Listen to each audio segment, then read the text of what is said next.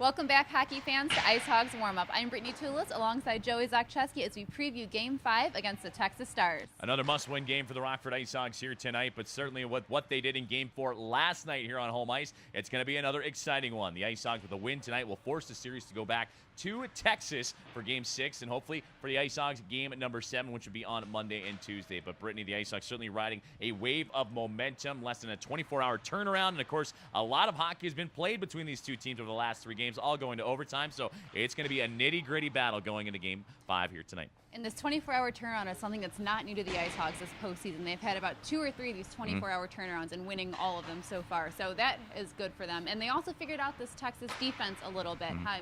That last goal by Victor H.L., we saw Matthew Highmore right in the crease, trying to get that rebound off of Forsling's first shot, but finding H.L. right through the back door.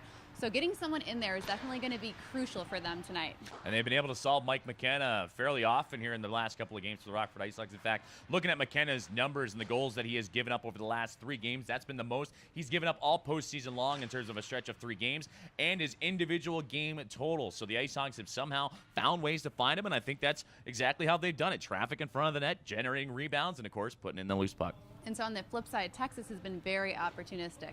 They haven't gotten many opportunities, especially in that last game. They didn't get a lot of opportunities, but the few that they did, they took advantage of. They were able to tie the game up on Tuesday. They tied the game up last night, and we know given the opportunity, they can do that again tonight. So the IceHogs need to kind of tighten up and not give them the chances to get those lucky bounces. And those chances have all come on the power play pretty much for the Texas Stars. When they swing the momentum around, it's because they grab a power play goals. In fact, the Stars have at least 1 power play goal in each of the first 4 games in this head-to-head series. So a major key for them, which I'm sure we'll touch upon, is going to be staying out of the penalty box for the Rockford IceHogs and make the Stars play 5-on-5 hockey. And not only stay out of the box, but stay out of the box while you're in the box. They had 2 5-on-3s in the past 2 games. And any team, it's going to be hard. It's an uphill battle for them to keep the puck out of the net. They did it once against Chicago, but asking a team to do that over and over again is definitely not going to be in their favor. So yeah, stay out of the box, but stay out of the box multiple times. So keep as many guys as you can on the ice. And we saw the IceHogs have been able to flourish 5-on-5. Texas only had 3 penalties last game. They only had a 1-man advantage on Tuesday. So all of the goals they've had so far have been pretty much 5-on-5.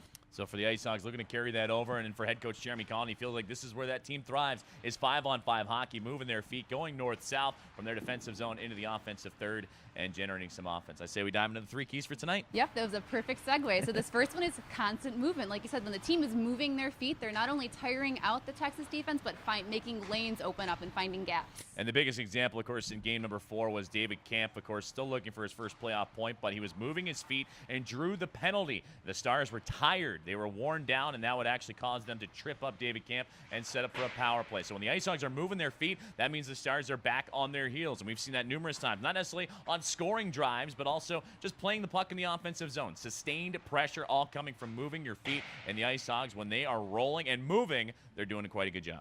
And while they're doing that, they're also grinding down the defense, which is the second key. It's something like you said, they may not be putting pucks on net, but they're grinding that defense down and tiring them out. And that's been an MO for the IceHogs throughout the regular season and playoffs, is that they come in waves. They have a deep lineup in terms of forwards that can really go in there, crash and bang, force turnovers, and get the puck out to the blue line for shots on goal. But then, if it doesn't work out the first time around, they have lines to back them up and help out. And as you mentioned, it grinds down the defense. How many times have we seen the Texas Stars ice the puck because they've just been too tired, and sets up for great offensive zone faceoffs and chances to follow.